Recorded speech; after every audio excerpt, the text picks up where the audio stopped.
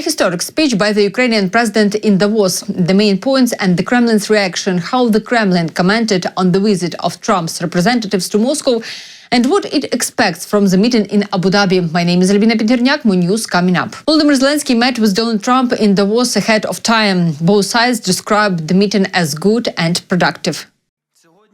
Today we met with President Trump. Our previous meeting with President Trump gave us air defense missiles. Today we also talked about protecting the sky, protecting lives.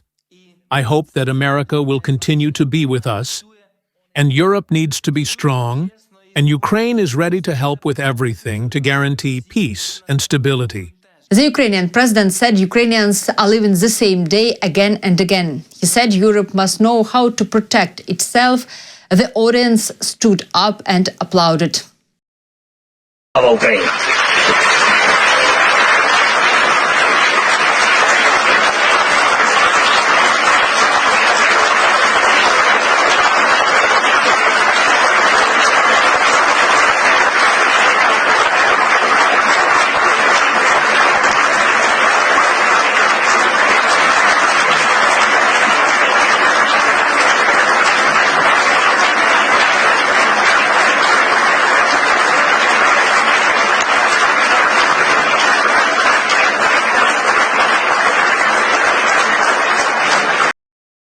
The Ukrainian president also said that Europe needs its own strong army.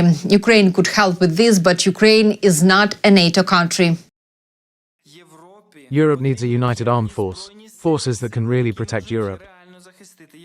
Today, Europe relies only on the belief that if there is a threat, NATO will work. But no one really saw the alliance in action. If Putin decides to take Lithuania or hit Poland, who will respond? Who will answer? Right now, NATO exists because of faith, the belief that the United States will act, that it will not stand by and help. But what if not? Europe must know how to defend itself. And if you send 30 or 40 soldiers to Greenland, what is it for? What message does it send? What is this message to Putin, China, and, even more importantly, what message does it send to Denmark? This is the most important thing to your close ally. You either say that European bases will protect the region from Russia and China, and you deploy these bases, or you run the risk that you will not be taken seriously because 30 or 40 soldiers will not defend anything. We know what to do if Russian warships are sailing freely around Greenland. Ukraine can help. We have the expertise and weapons to make sure that none of these ships remain. They can drown near Greenland in the same way as they drown near Crimea. No problem. We have the tools and we have the people. For us, the sea is not the first line of defense, and we can act, and we know how to fight there. If we were asked if Ukraine were in NATO, but we are not in NATO. Ushakov came out to comment after the meeting between the US delegation and Putin. Russia is isolated from diplomatic circles. That is why a Russian delegation cannot attend Davos. Ushakov presented the visit of Witkoff and Kushner as if the Americans themselves had to come to report to Putin. The talks lasted about 4 hours and were extremely substantive, constructive and, I would say, extremely frank and trusting.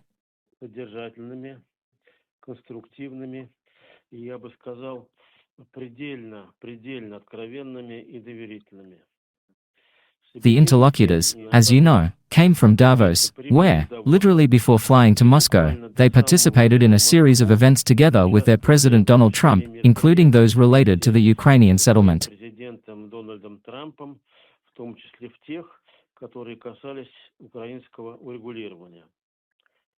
They, as they say, shared firsthand their impressions and fresh assessments of the meeting of the US President in Davos with Zelenskyy, which both Witkoff and Kushner personally attended.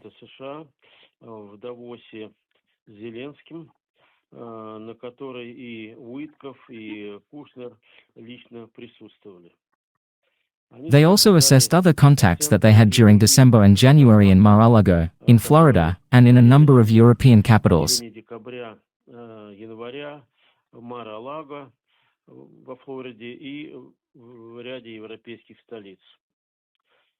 In general, I would say that the meeting of the President of Russia with American representatives was specifically focused on obtaining information on the results of the contacts of the Americans with the Ukrainians and European partners, and together, as if for the two of them, to determine the parameters of further actions. Американцев с украинцами и европейскими партнерами и вместе уже как бы на двоих определить параметры дальнейших действий. And the next step in this direction was agreed. Ushakov also said who will represent Russia at the Trilateral meeting in Abu Dhabi. It was agreed that today, that is, on Friday, November 23rd, January, the first meeting of the Trilateral Working Group on Security Issues will be held in Abu Dhabi.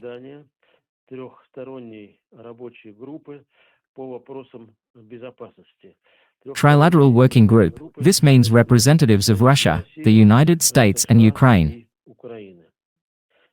Along with this, the heads of the Bilateral Group on Economic Affairs will also meet there, in Abu Dhabi.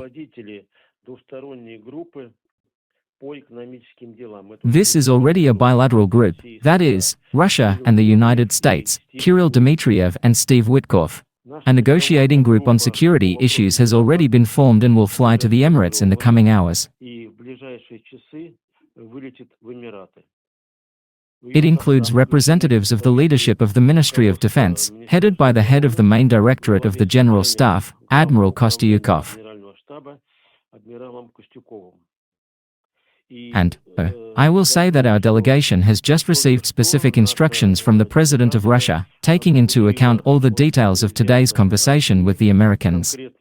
Ushakov spoke about full friendship and support with the United States.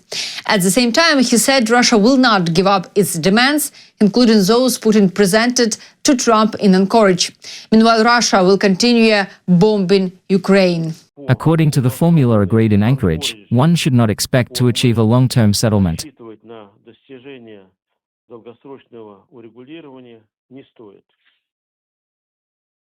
As Vladimir Putin stressed, we are sincerely interested in resolving the Ukrainian crisis by political and diplomatic methods.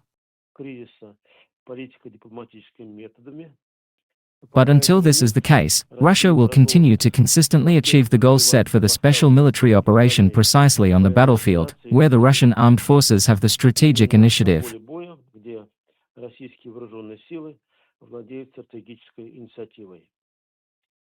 The meeting in the Kremlin also discussed Donald Trump's initiatives to create a peace council, as well as a number of regional issues and the situation around Greenland.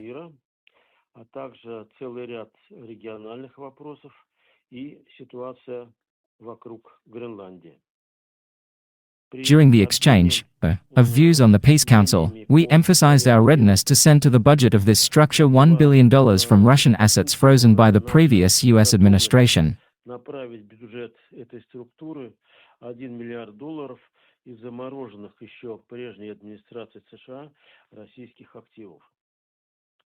The rest of the funds from our reserves frozen in the United States could be used to restore the territories damaged during the hostilities after the conclusion of a peace treaty between Russia and Ukraine.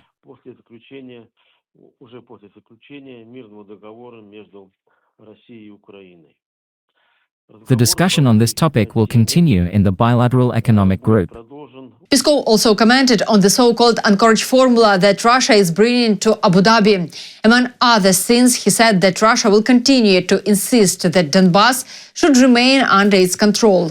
First, we, of course, do not want to go into public details of the provisions that are being discussed, and therefore what formula is implied by the Anchorage formula, I cannot and will not tell you. We consider this inappropriate. Russia's position that Ukraine and the Ukrainian armed forces must leave the territory of Donbass and be withdrawn from there is well known. This is a very important condition. There are also other nuances that remain on the agenda of the negotiations.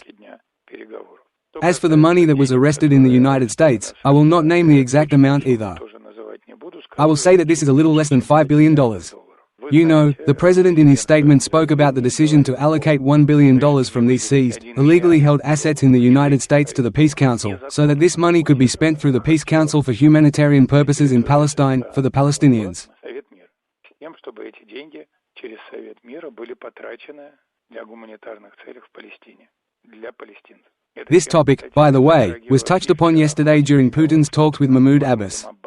As for the rest of the money from this amount I mentioned, Putin also said that they can be spent on the restoration of territories affected by hostilities.